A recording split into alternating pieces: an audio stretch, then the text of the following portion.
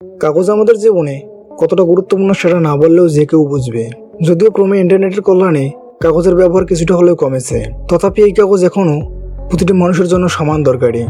জায়গা জমির দলিল এখনো তো সেই কাগজের উপর নির্ভর। অফিস আদালতে চাই কাগজ, কাগজ চাই লেখাপড়ার জন্য, আর মুড়ির ঠোঙা হিসাবে ব্যবহার করা হয় সেই কাগজেই। তো এত দরকারি যে কাগজ, সে কাগজ আসলে কিভাবে ফ্যাটকারিতে বানানো হয় জানাবো আজকের এই ভিডিওতে। তাই এই ভিডিওটি ভীষণ ইম্পর্টেন্ট, তো 1 সেকেন্ডও স্কিপ নয়। তার আগে আপনি যদি এখনো আমাদের চ্যানেলটি সাবস্ক্রাইব করে না থাকেন তাহলে এখনই সাবস্ক্রাইব করে দিন। তো চলুন শুরু করি। বস, আপনারা তো জানেনই কাগজ আসলে গাছ থেকে তৈরি করা হয়। কাগজ বানায় সরম লম্বা মিশন ইউক্যালিপ্টাস গাছ দিয়ে, কারণ এতে কাগজ বানাতে যে কাঁচামাল দরকার হয় তা খুব সহজেই পাওয়া যায়। প্রথমত টনকে টন গাছ সংগ্রহ করতে হয়, আর সংগ্রহ শেষে ফ্যাটকারিতে নিয়ে যাওয়া হয়।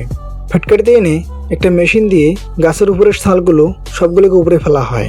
এবার পাওয়ারফুল করার টাইপের মেশিন দিয়ে লাকড়িগুলোকে ছোট ছোট টুকরো করে ফেলা হয়। মেশিনটাতে লাকড়িগুলো চিপসের মতো টুকরো টুকরো করা হয়, যা দেখতে আমাদের ছোটবেলার সুতুরের মেশিনের ঘষে ঘষে কাটা কাঠের টুকরোর মতো।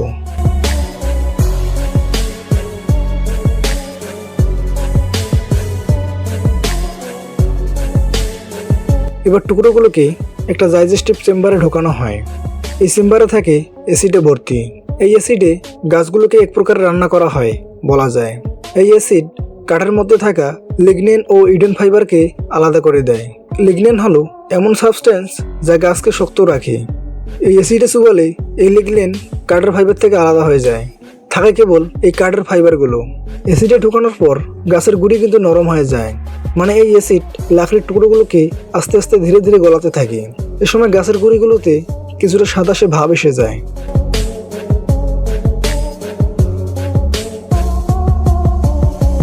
এবার এই নরম সাদাটা উড ফাইবার পানি দিয়ে ছাপাই করা হয়।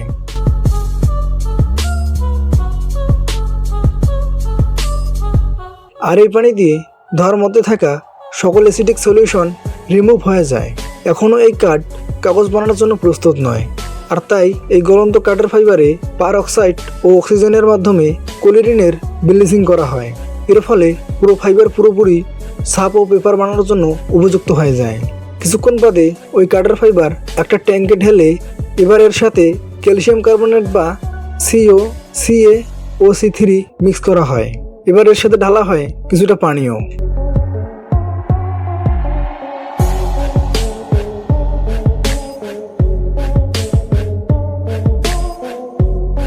আর মিক্সড করতে করতে একরকম সাদা পাতলা পেস্ট হয়ে যায়। যদি কালার পেপার বানাতে চায় তবে কিন্তু এর সাথে কালার মিক্স করা হয়। এরপর এই মিক্সার চলে যায় পেপার মেকিং মেশিনে। এই মেশিনে থাকে ভারী ভারী সব রোলার। কেবল একটা রোলারেই এগুলোকে পেস্ট করা হয় না, পুরোপুরি 40টা রোলারে এগুলোকে একের পর এক পিষ্টে থাকে। এই রোলারগুলোতে প্রচণ্ড গতি আর হিট থাকে। হিটে ফাইবার পেস্ট শক্ত হয়, আর কিছু রোলারের চাপায় ফাইবার পেস্টের ভেতরের পানি আলাদা হয়ে যায়। বাকি রোলার চেপে চেপে একে কাগজের আকৃতি দিতে থাকে, আর বাকি রোলারগুলো লাগে কাগজ পাতলা শক্ত ও মজবুত করার জন্য।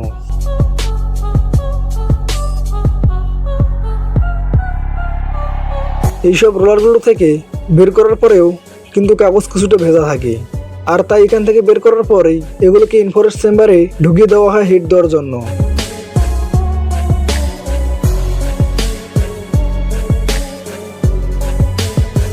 এখানে হিট দেওয়ার 2 সেকেন্ডের মধ্যেই কাগজ পুরোপুরি শুকিয়ে যায়, আর এটি প্রস্তুত হয়ে যায় কাগজে। কাগজ প্রস্তুত হয়ে গেলে এবার একে ল্যাবে নিয়ে গিয়ে পুরুত্ব ও কোয়ালিটি ইত্যাদি চেক করা হয়। জানি না এই ল্যাব বাংলাদেশের কাগজ ফ্যাক্টরিতে আছে কিনা। আর ল্যাব টেস্ট শেষে বের হতে হতে শুকনো কাগজগুলোকে একটা রোলার পেঁচাতে থাকে।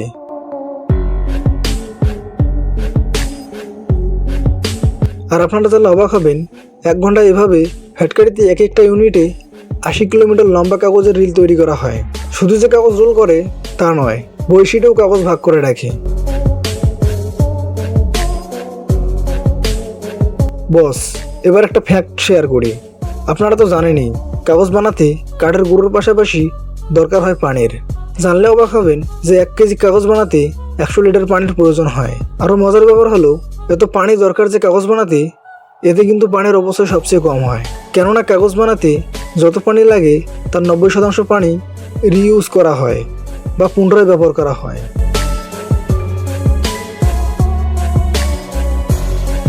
ভিডিওটা কেমন লাগলো কমেন্টে জানাতে ভুলবেন না।